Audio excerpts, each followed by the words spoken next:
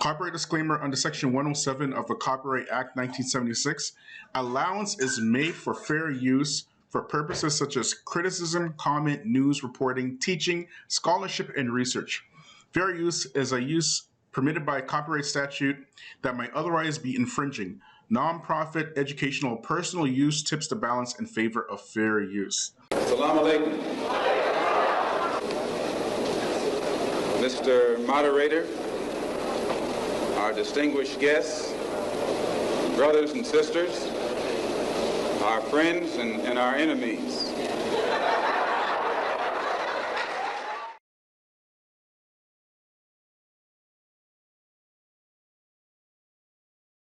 The following episode includes a short portion of music. Out of respect for those strong believers, it's between 326 and 435 if you wish to avoid it. It will be timestamped in the description.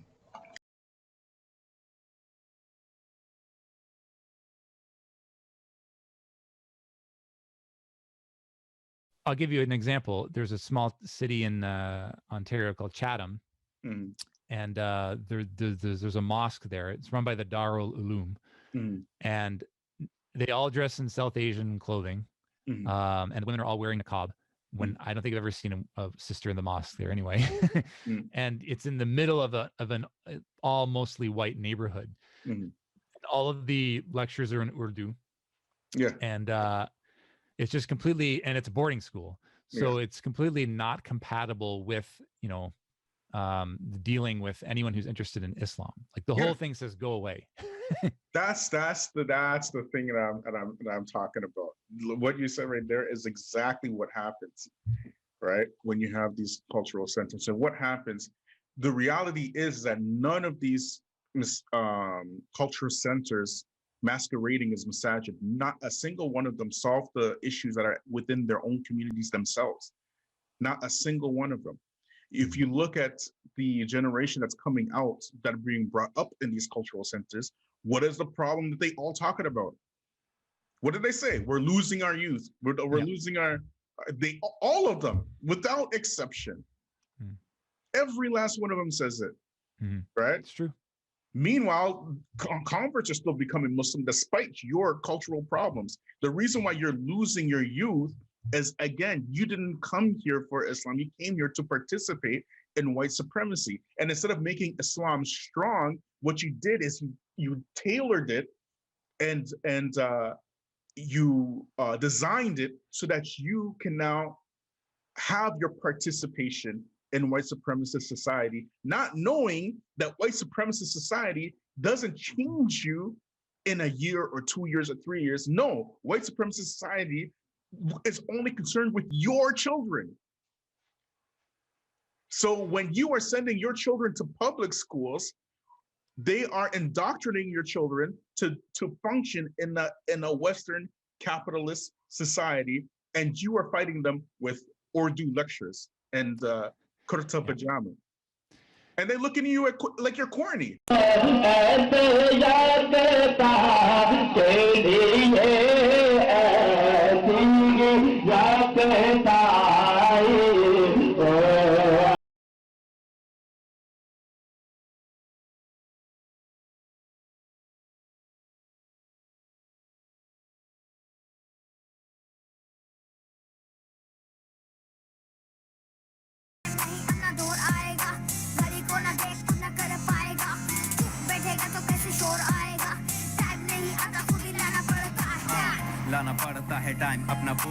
Brothers, we're not black. Let's stop talking like we're black. Let's talk in a decent way with decent manners.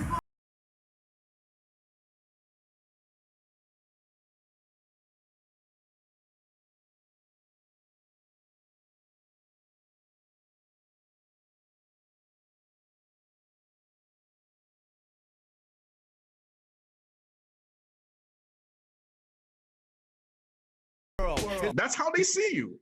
Yeah.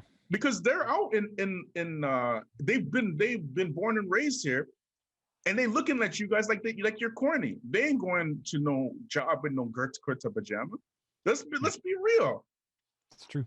Let's be real, man. I had the time to talk to the imam of that mosque actually, and I said, and he admitted that this is a major problem, not just for people in the the non-Muslims in the city itself, but also the youth as well. So we were looking at potential solutions. This never came to fruition, but they had an empty room. It was just not being of any use. And I said, look, why don't we have this as an office space and have a convert run it? And if anyone has questions or is interested in Islam, they can talk to another convert there, and they can provide them materials and stuff like that. So something off to the side where they can learn the basics of Islam, because their classes were like graduate level classes. Like if anyone's ever been to Darul Uloom, they, like I said, it's all in Urdu. They're teaching like things that are like very high level, whereas the people who convert to Islam, they're at like grade 1. And it's just not compatible with what they're dealing with. So I think they acknowledge that it's an issue. They just don't know how to fix it, really, because there's also attrition rates of converts ourselves. So it's like a chicken or the egg problem. Like like it's tough. People like us are rare, where we get converted to Islam and we actually integrated into the Muslim community. We became comfortable in our Islam, but that's not the normal case. And it's like if we're dropping off like crazy, like a revolving door, it's going to be tough to find people to volunteer their time to build things from the ground up. And they just don't know. Yeah, I mean, they're kids in the meantime. They're immersed in Western society. They see their parents dressed in like completely, totally different dress than the Western society, and they're just not going to feel comfortable there. And they're just going to look like to their classmates a complete weirdo. Yeah, and it's just not going to seem appealing to them. But if there was a community of converts, at least their class would be like, wow, like you can become Muslim and keep your culture, but just get rid of the bad aspects. And I think that's they think that when you convert to Islam, it's a whole package. Like you have to accept the dress, the way you talk, the way you eat, the way you speak. I love chicken biryani. I love Pakistani food. I think it's awesome. Like when I went to the iftar, like they were amazed that this white kid was like just morphing down like chicken tikka masala, like 1,000 level heat. But that's not the the general. And I like Rule Afsa too, but that's not for the general public. They're not going to like that. I mean, they're not going to, if they're fast, I mean, they don't give any non-spicy options. It's just really not for them. And did I speak about I think we talked about this off the record, but I was talking about the Zulu tribe in South Africa. Yeah, I mentioned that. Yeah. So I interviewed Sheikh Ismail Kamdar, great brother, and he's originally from an Indian background, but his whole family and community is in South Africa. And as you know, the Muslims in South Africa at a time were all from the Indian subcontinent, right? So they brought back fatwa from 300 years old in India and tried to apply it to South African society. And there are just so many, like they said, you can't wear pants. And, women shouldn't go to school because back then India was ruled by the British or the India East Tea Company. So their fatwas were designed on that. Whereas they take these fatwas and bring them to South Africa. It just didn't jive with the rest of the many different tribes in South Africa. Umar Farouk Abdullah mentioned this, that like when the Muslims would try to give dawah to the Zulu and the Xhosa, they said, well, we don't want to convert to Islam because we don't like spicy food. You see what I'm saying? We don't want to wear South Asian clothing. So Sheikh, he realized this and just like, went back and studied Urf like hardcore. And then he said, we need to change the game. And, these different tribes and nations in South Africa, because it's a very multicultural society, the Zulu, they need to keep their own clothing, but Islamify it. They started writing Zulu nasheeds. You can actually see this on YouTube. And then you started to see the Zulu and the Xhosa and all the different tribes convert to Islam en masse. Yeah, you see, that's using your Islam to help people. You know what I mean? Yeah. That's how you do it, right? But with what you would call it, the Prophet ﷺ, he sent Mu'adh ibn Jabal to Yemen, right? And he said, let the first thing that you call these people to be La ilaha illallah, right? And if they accept that, then you order them for salah, right? So this is kind of like the blueprint for when you're making dawah to different nations and peoples, right? When you get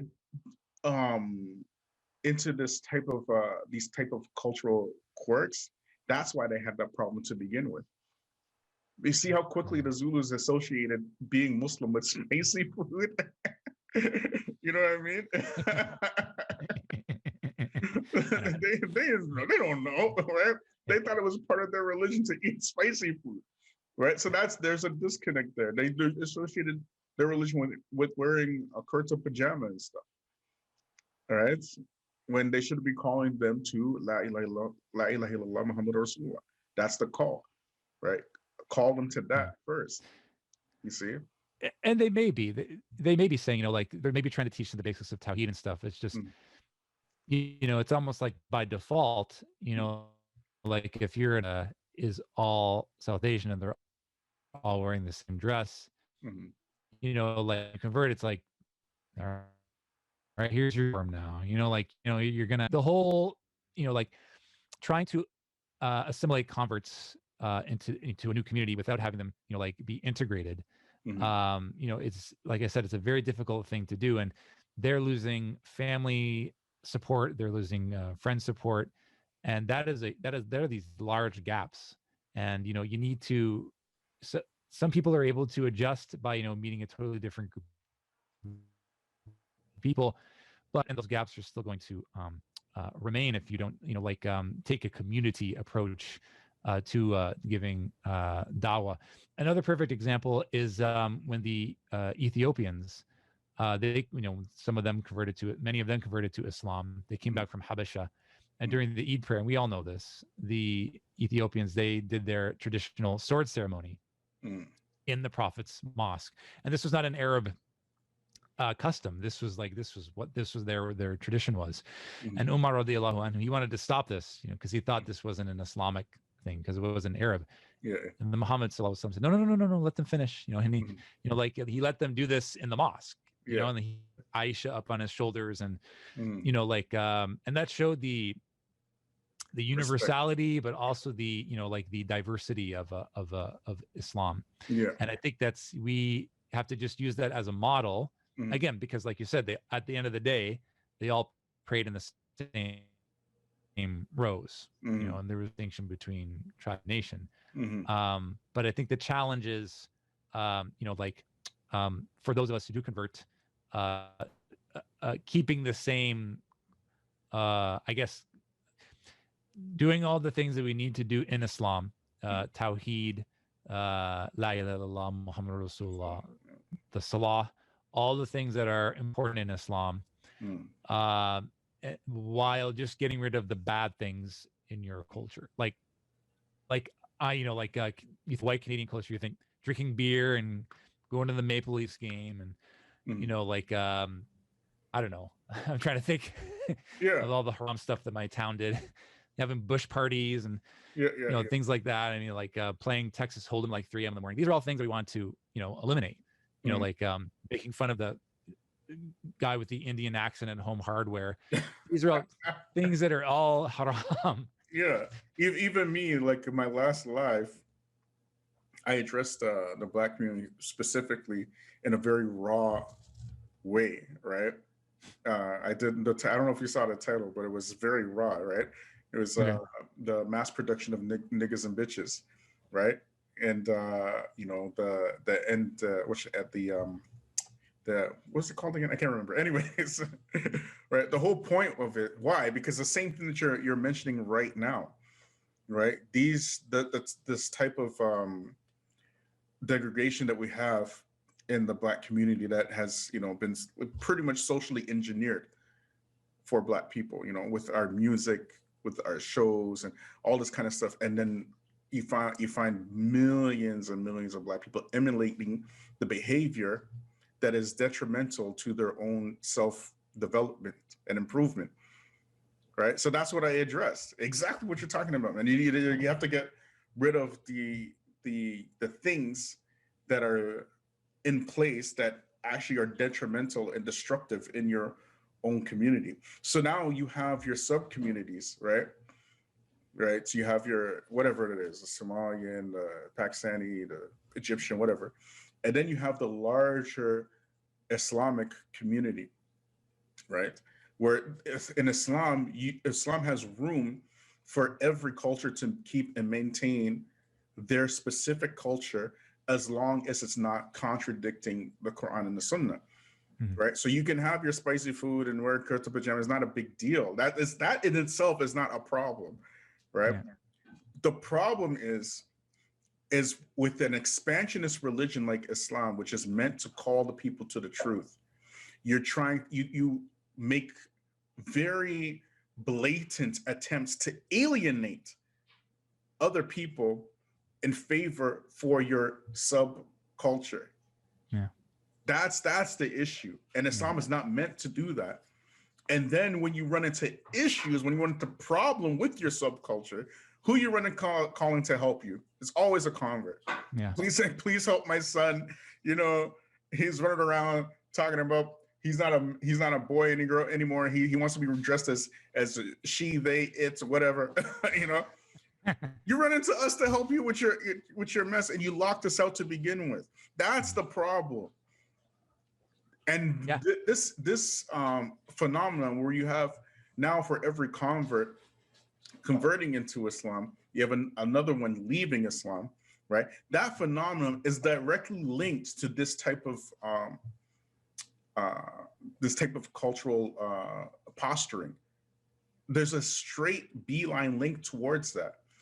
Because of this type of cultural posturing, there's no support system for these converts. And now it's just exasperated after, 30, 40 years, however long Islam has been spreading in the West. The problem is exasperated because this issue was never solved 20, 30 years ago. Do you understand? It should have been solved a long time ago. And people like us now who are speaking about it directly, right? Making other Muslims uncomfortable. It's too bad if you're uncomfortable. This thing's happening right now as we speak. It needs to be addressed. It needs to be solved. And you're not going to solve any problems without addressing the reality of the issues first. All right. So anyway, that's my rant. Go ahead.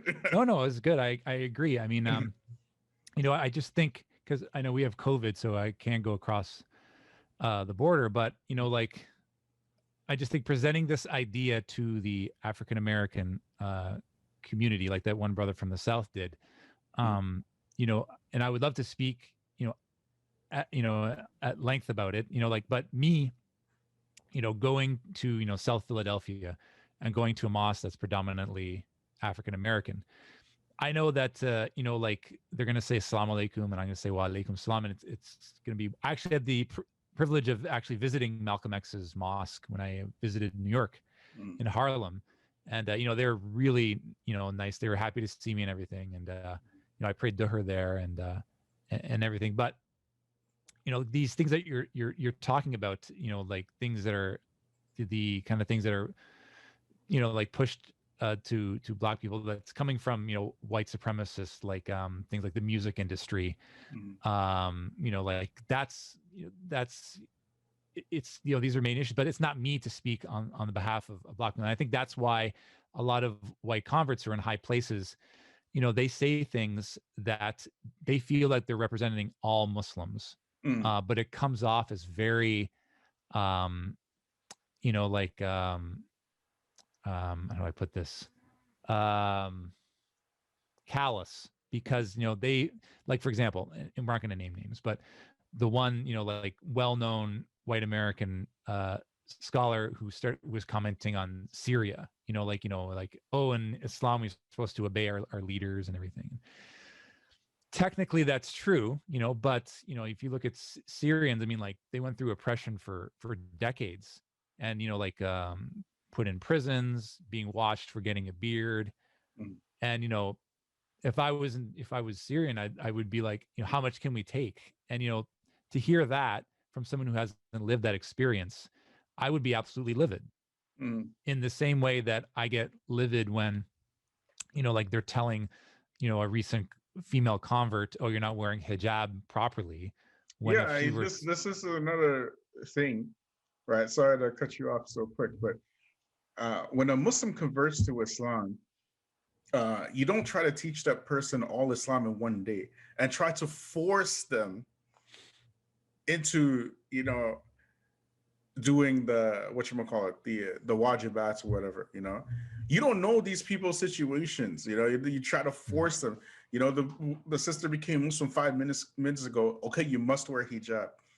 You know, this is not what the Prophet said. He himself didn't practice this. He ordered the people to teach them about La ilaha illallah Muhammad Rasulullah, and if they accept that, tell them to make the salah, and then from there everything will fall into place, right? But they want to teach all of Islam. Like I saw a short video of Sheikh Khalid Yassin recently, actually, where he's talking about a person just converted, and they're asking him a question because these people in this masjid told this person who just converted they have to pull out their gold tooth. It's haram. You see what I'm saying? That's terrible. You see what I'm saying? Yeah, and it's a common thing, you know. Furthermore, you're ordering the women to wear hijab, right? And of course, the women, they should wear hijab, but you order them to wear hijab, and then when they get attacked in their towns and cities, right, for wearing hijab, where are the men? Where are the men? They're out there, like in I'm sorry to say, but I believe it's Calgary, right? They're making this big hoopla about these I think 6 women or something, or 3 women that have been attacked in a short period of time, maybe 2 months or 3 months or something like that. Muslim women in Alberta are exhausted. It has definitely been a horrifying and traumatizing experience for the Muslim community at large. In recent months, Black Muslim women wearing hijab in Edmonton and Calgary have been targets in a series of racist attacks. In December, a mother and daughter were violently assaulted in an Edmonton Mall parking lot. Less than a week later, another woman was attacked at a city transit station. And just last weekend, a 28-year-old woman was charged after a racially motivated assault on a teenage girl. Police say the woman yelled racist slurs, kicked and punched the girl, and removed her hijab. These 7 attacks on Muslim women showcase how large of an issue it is. The National Council of Canadian Muslims has been calling on local government leaders to take action. Edmonton's mayor says the city has improved security around transit stations, but he also believes there's a larger problem at play. With you know, the tiki torches that we saw here in Edmonton as part of the anti-mask rally last month, you know, I think there is a needed conversation about ensuring that symbols of hate are properly recognized. For months, Calgary and Edmonton have seen weekly protests against COVID restrictions. Along with the use of tiki torches, the rallies have also seen the presence of known white nationalist groups. For wearing hijab. They've been attacked in that city. You know these women are being attacked in that city. Do you not have any Muslim men in that city to protect the women? It's true. You see what I'm saying? Like, where are you guys? Converts would never, converts don't stand for that stuff. You know what I'm saying? But it's y'all. Like you want to play the victim role. We're Muslims, man. You're making us look pathetic and weak. So your wife, your daughter, whatever, you know, is getting beat up in the street for wearing hijab, and not a single one of you can go and find out what's going on. You have to go and oh, look at us. You know, we're talking to the prime minister who denounced this horrific act. What are you supposed to do? Praise it? Of course he's going to denounce it. Why are you praising the prime minister? You should be out there protecting your women, bro. Like, you know what I'm saying? But anyways, Yeah, go ahead. Yeah, I mean, if they're going to criticize recent converts for not wearing proper hijab or just any hijab, I mean, give them room and board, give them a place to stay because they're going to get kicked out of their family's house. Yeah. If not, I mean, one of the issues, I think one of the big problems is there is this idea that, especially among recent converts, that they put this kind of conception in their head that if I stop doing these things, I'm not Muslim anymore, which is not true. Don't blame, you're always that Allah can forgive any sin. As long as you're sincere and you make tawbah, like praying is like, taking a bath 5 times a day, and like doing good deeds can be multiplied 10 to 700 times. And these are very important things. And if you don't teach them that, they're going to think that it's like playing a video game that's far too difficult. See what I'm saying? Like Islam should be like, Super Mario Brothers, where if you're good at, it's kind of a goofy analogy, but if you play Super Mario Brothers 3, if you're decent enough at it, you'll have like 20, 30, 40, 50 extra lives by like